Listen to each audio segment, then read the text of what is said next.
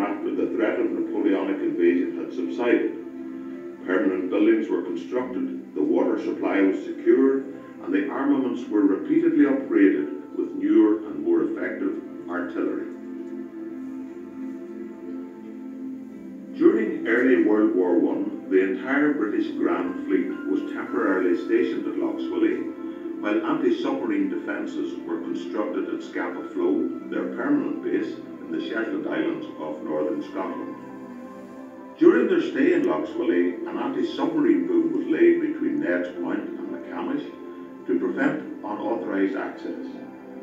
While the fleet was stationed here, Admiral Lord Jellicoe reported that, for the first time since the declaration of war, the fleet occupied a secure base. The writer Dennis Ireland was stationed at Fort Dunree when the fleet left, and he described the sight of their departure as watching long lines of warships filing through the Narrows, each ship illuminated in turn by searchlight. What a magnificent sight it must have been. It was also during World War I that Lough Swilly became an assembly point for convoys crossing the Atlantic. This resulted in German submarines and minesweepers becoming much more active along the north coast of Ireland. During World War I alone, over 70 ships were sunk within 80 kilometres of Fort Dunree.